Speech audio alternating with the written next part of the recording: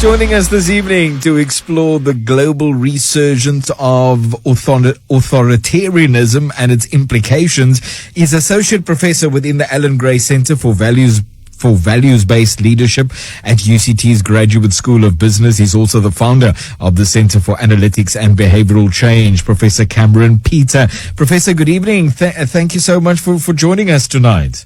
It's a pleasure to be with you and your audience. Professor, can one say that what the world is seeing unfold in the United States is a move towards authoritarianism? If it is indeed the case, what is shaping that move? Okay, so not to get too academic about it, but there's definitely moves towards authoritarianism within the U.S. But authoritarianism is usually restricted to the nation state itself, and it leverages existing identities and it works through the existing institutions to gain authoritarian power. What I'm arguing is that there is a distinct likelihood of totalitarianism emerging. And totalitarianism are pan movements. They span across different nation states. And they don't work with existing identities as much as they prioritize a single identity, like the Nazis did, and they demolish the institutions and have tried to basically have absolute control over every aspect of life. So it's a significantly more threatening movement that my analysis speculates is emerging. What has been the progression or the development of the far right globally since the 1990s? So since the 1990s, and I'm an observer of this because, I lived 20 years under apartheid, and you never quite shake your paranoia about the right wing if you grew up under essentially what was a right-wing white supremacist state. And I have tracked the movements of the far right. And it started in the 90s, where they started connecting with each other from the US into the UK, into the EU, into Eastern Europe, as well as into Russia. And those linkages have matured over the past 30 years to the point where they have conferences with each other. They are very adept at sharing tactics to basically take over their conservative movements within their own countries. And through that, to ascend to power within them. What are their values? What are they concerned about? Well, look, there's a traditionalist kind of backlash towards what has been pretty much 30 or even 40 years of the emergence of progressive politics, which is spread along with globalization. So whether it's sort of white Christendom in the EU and Eastern Europe and in Russia, which sees itself as under threat from black and brown and Asian immigrants, or whether it's,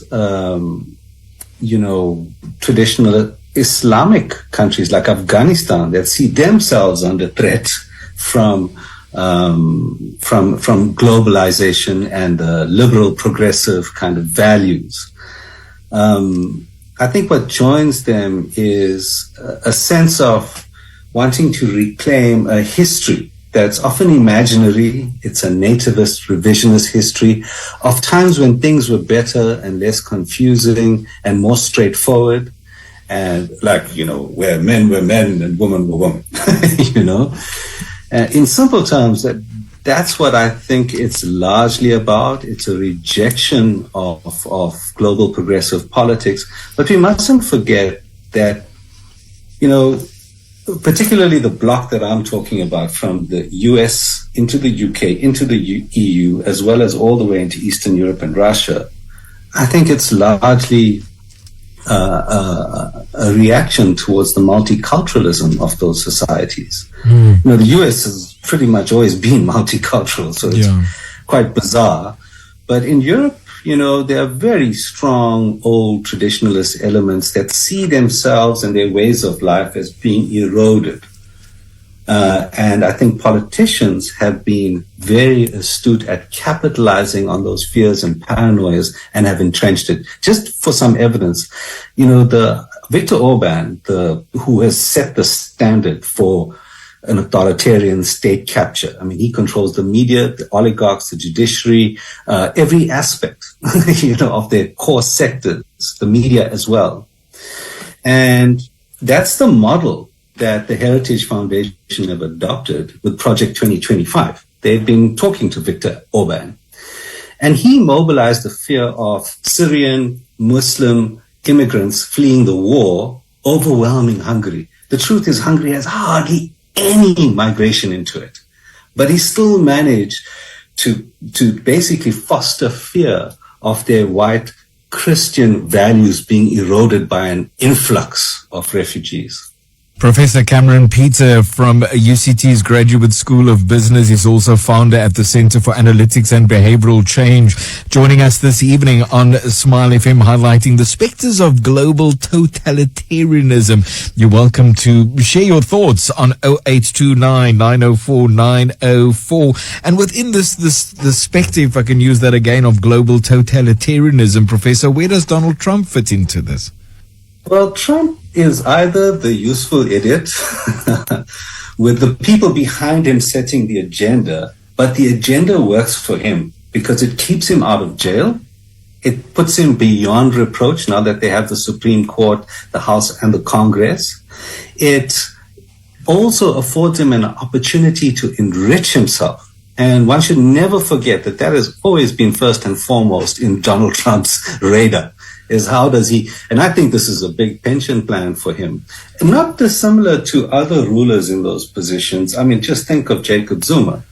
It was seen as an opportunity to enrich himself and his family and the networks around him. Mm-hmm. And I think Donald Trump is no different. But the only caveat, in the one version, he's just a useful idiot, and this is working for him, so he's riding it, right? The other version is that he actually does harbor, white supremacist sentiments. And I think he does align with those fears that Americans may have about their kind of white Christian way of life being intruded upon by progressive liberal values.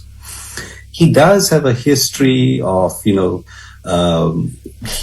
refused to denounce the head of the KKK, David Duke.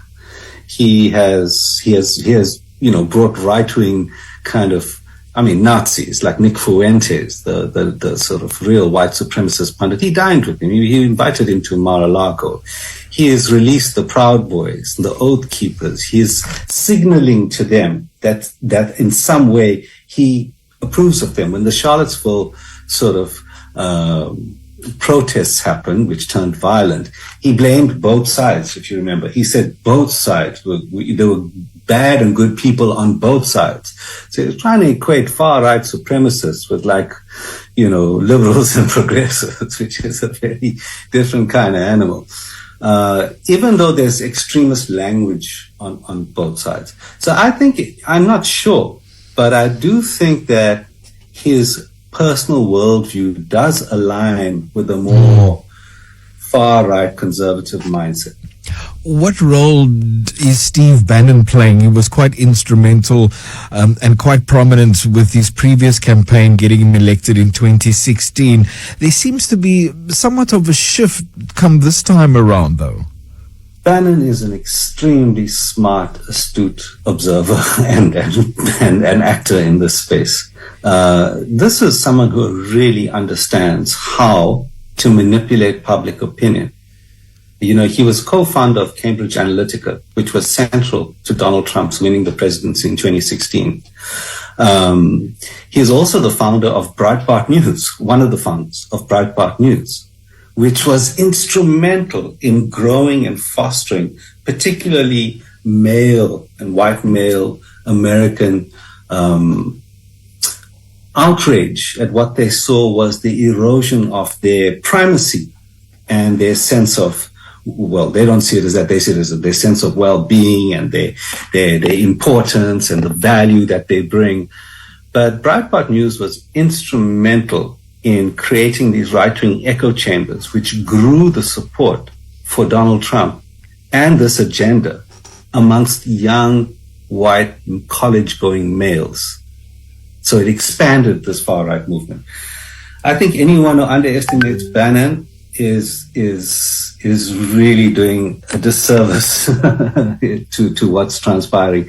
He's been attacking Elon Musk. And, in my kind of view, it was precisely around the times that Elon Musk was being really seriously attacked by Bannon. He calls him a globalist. He says he's not even an American. He's actually a South African. And he was pillaring him. And it was at that time that Elon Musk went out to the inauguration and did a Nazi salute twice. And to me, he was trying to take the steam out of Bannon's sails. That's what he was doing there. And did he? I'm trying to provide analysis in the moment and provide a kind of alert or a warning of what may be transpiring so that the rest of the sort of democratic nation states and centrist and kind of political alliances can mount an intelligent response to this. Another big part of this, which I haven't, there's a piece that's sitting with the editors, which I actually wrote before the one that just came out, is looking at J.D. Vance's speech and analyzing it to show that it had nothing to do with free speech absolutism in Europe. It had everything to do with the big tech US oligarchs getting unfettered access to all of the 360 billion population of Europe and their data. They need to secure that to have dominance. And that to me is the other element of that, is that there is a push for an economic dominance, and they know that it's going to come with the big platforms and AI. And they're worried about China.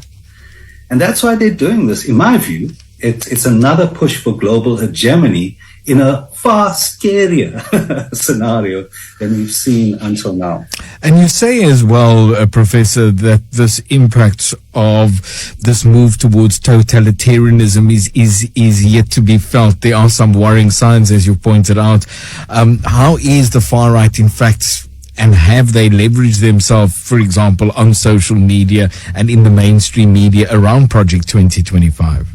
There's a video clip on YouTube, so I'll work backwards, that you can watch. If you post this, I'll put a comment in. But basically it shows that online media is dominated in the US. 82% or so is right-wing. And that's where Democrats and progressives completely missed the point. They didn't realize that you have to get onto this new terrain and fight there. They are now. You've got other networks that have, or other sort of news offerings that have emerged online now that have even surpassed some of the right-wing ones. But it was 82% right-wing. So that gives you a sense. And also, youngsters in the US are being more attracted to right-wing politics because they get their news mainly online. So it's very powerful. But I will say that, we're saying that we have yet to feel the effects of it. But I was thinking about it before this interview. And actually, what Donald Trump has done with the tariffs, acting in a unilateral way, is a totalitarian act. It's basically sticking it to everyone in the world and saying, you will do what we want. We don't mind tanking the global economy and the US economy because we have that kind of power. So already we're seeing the effects of this totalitarianism, unfortunately.